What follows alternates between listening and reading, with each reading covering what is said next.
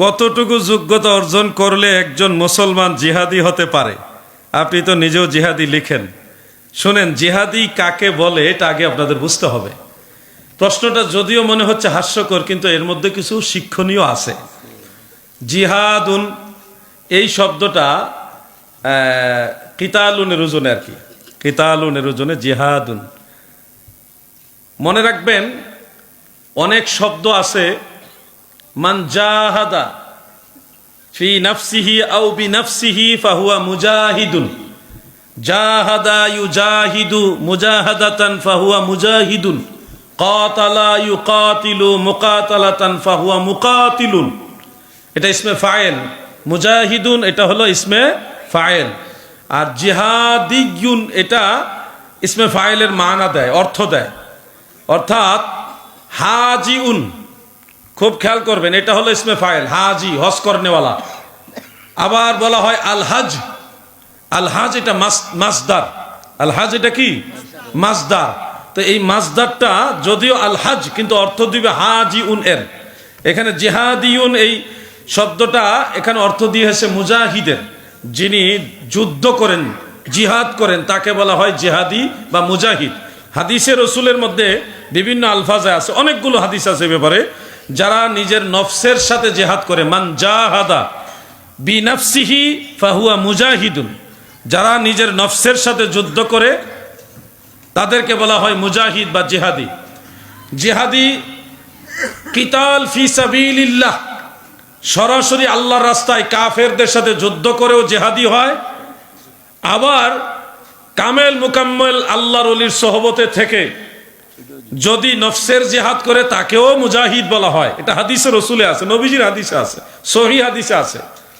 আমি কোন দৃষ্টিতে জিহাদি লিখি, অথবা জিহাদি লেখা কি উচিত কিনা, এই কথাগুলি যদি আসে তাহলে আমি বলবো, দাদু এই বাংলাদেশে আমি কি সর্বপ্রথম জিহাদি না আরো আছে? তাহলে বিষয়টা আপনাকে নর্মাল ভাবে ভাবতে হবে। জিহাদি মানে আলাউদ্দিন জিহাদির বানানো না। এই লকবটা সুলতানুল মুনাজিরিন শেখুল মাশায়েখ আল্লামা মুফতি আবু নাসের জিহাদি হুজুর মাদ্দাজিল্লাহুল আলী, ওনার একজন নগণ্য ছাত্র আমি। হুজুর আমাকে আদর করে, স্নেহ করে, দোয়া হিসেবে এই লকবটা দিয়েছেন। পাশাপাশি আমি কামেল মুকাম্মেল ওলি আল্লাহর দরবারেও নফসের যে মুজাহাদা, সেই জগতের সাথে সম্পৃক্ত। রসুল পাকের হাদিস অনুযায়ী আমার এই লকবকে উড়ায় দেওয়ারও কোনো সুযোগ নাই। আর আপনি যদি এনকার করেন, টিটকারি করেন, সেটা আপনি করতেই পারেন, সেটা করার মতো মুখ আপনার আছে, মন আছে। কিন্তু আমি আপনার এই এনকারের জবাব দেওয়ার মতো প্রয়োজন মনে করি না। আমি আপনাকে ভালোই বাসতে থাকবো। আশা করি জিহাদি শব্দটা কেন লেখা হয় এটা আপনি বুঝতে পারছেন। শুধু কাফের ময়দানে গিয়ে যুদ্ধ করলে জেহাদি হয় না, জেহাদি হওয়ার আরো অনেক লাইন আছে। শুনুন, একজন সাহাবী নবীজির কাছে গিয়ে বলেন, ইয়া রাসূলুল্লাহ, আমি আপনার সাথে জেহাদ করতে চাই, আমাকে আপনার সাথে যুদ্ধের ময়দানে নিয়ে যান। প্রিয় নবীজি বললেন, তোমার কি মা এবং বাবা বেঁচে আছে? সে বলল, জি ইয়া রাসূলুল্লাহ, আমার মা বাবা বেঁচে আছে। দয়াল নবীজি বললেন, তোমার মা বাবার সেবা করো, এটা তোমার জন্য সবচেয়ে বড় জিহাদ।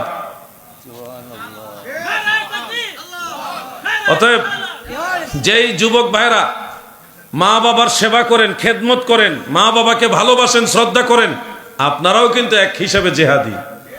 কোন হিসাবে? মা বাবার খেদমত করনে ওয়ালা হিসেবে জেহাদি। প্রিয় নবীজি কাফেরের সাথে যুদ্ধ করার জেহাদের চেয়ে মা বাবার খেদমতের যে জিহাদ, এটাকে বড় জিহাদ বলেছে। এবং এক যুদ্ধের ময়দান থেকে নবীজি যখন আসছেন, ইমাম বাইহাকি বর্ণনা করেছেন, আসার সময় নবীজি বললেন, রাজা'না মিন জিহাদিল আসগারি ইলা আল জিহাদিল আকবার, ইলা জিহাদিল আকবার।